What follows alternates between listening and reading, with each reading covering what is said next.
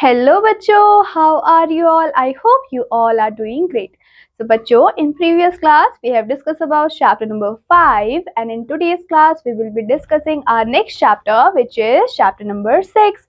तो बच्चों chapter number 6 का टाइटल क्या है? आज हम पढ़ने वाले हैं द क्लाइमेट ऑफ इंडिया, मतलब कि इंडिया का क्लाइमेट कौन कौन सा होगा, कैसे कैसे वेदर्स होंगे। तो बच्चों सबसे पहले हमें पता होना चाहिए कि वेदर क्या होता है। तो वेदर एक स्टेट ऑफ एटमॉस्फेयर है जो कि किसी भी दिन या फिर किसी भी नाइट में हमें देखने को मिलता है।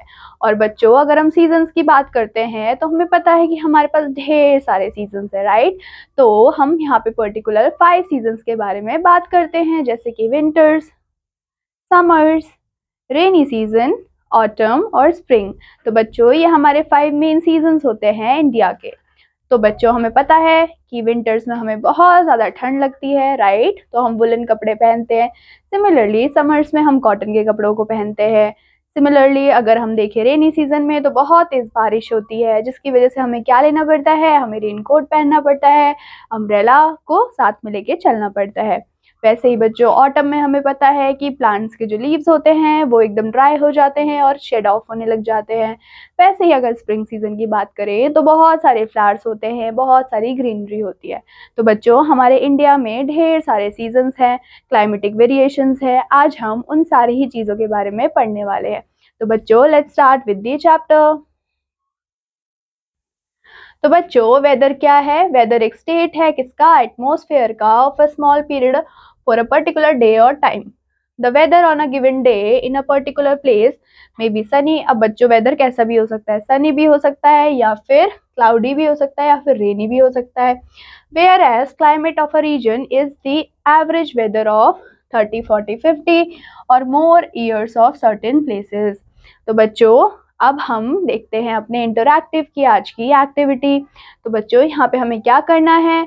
We need to look at the picture and match the weather conditions written below. आपको क्या करना है? आपको पिक्चर को देखना है और जो भी सेंटेंसेस यहाँ पे गिवन है उसके अकॉर्डिंग उसको मैच करना है। तो बच्चों सबसे पहला जो हमारा पिक्चर है उसमें क्या है? दो जो लड़कियां हैं वो बीच में घूम रही हैं, वो आइसक्रीम खा रही हैं। तो बच्चों बीच में हम कब जाते हैं?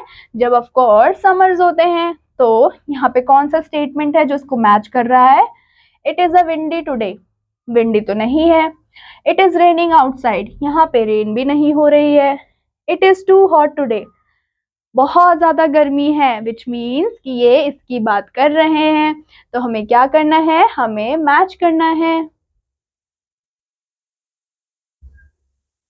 देन जो हमारा सेकंड पिक्चर है बच्चों उसमें बहुत तेज तेज हवा चल रही है और पूरे पेड़ में क्या हो रहा है? हवा आ रही है।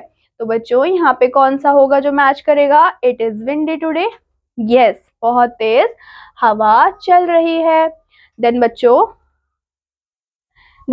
जो हमारी थर्ड पिक्चर है उसमें आपको क्या दिख रहा है?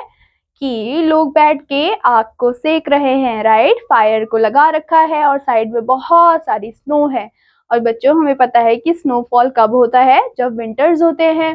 तो today is today it is too cold, मतलब कि आज बहुत ज्यादा ठंड है। तो ये किससे मैच होगी? ये इससे मैच होगी। वैसे ही जो लास्ट पिक्चर है उसमें एक लड़की खड़ी है जिसने अम्ब्रेला लिया हुआ है, बहुत तेज तेज बारिश हो रही है। ऑफ कोर्स मतलब कि रेनी सीजन यहाँ पर है। तो इट इज रेनिंग आउटसाइड हम मैच करेंगे यहाँ पे।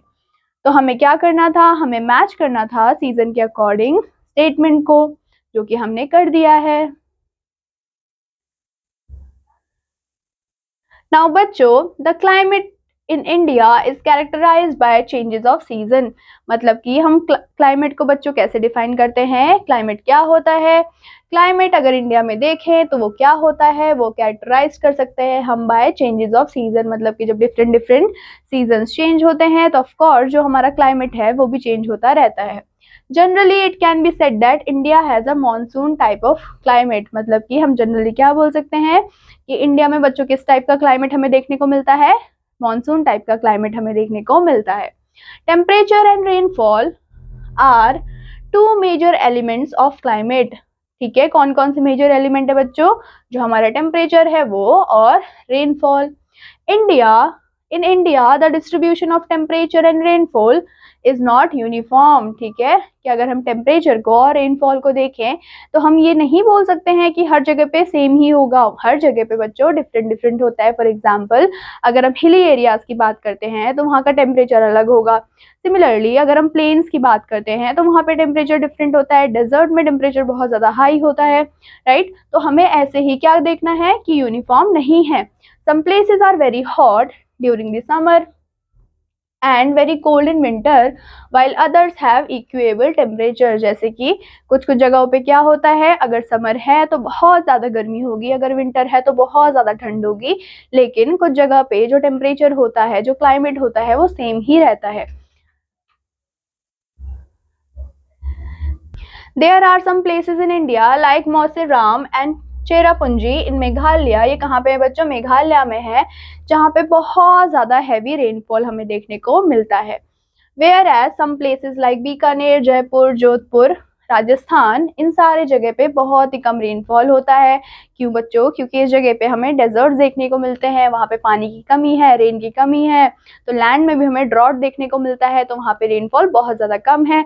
लेकिन हम मेघालय की बात करते हैं तो वहाँ पे हमें बहुत ही हैवी रेनफॉल देखने को मिलता है, विच मीन्स कि डिफरेंट डिफरेंट स्टेट्स में जो डिफरेंट डिफरेंट टेम्परेचर है, डिफरेंट डिफरेंट क्लाइमेट है, वो सारे ही हमें इंडिया में देखने को मिलते हैं। नाउ बच्चों, मौसिनराम रिकॉर्ड्स द हाईएस्ट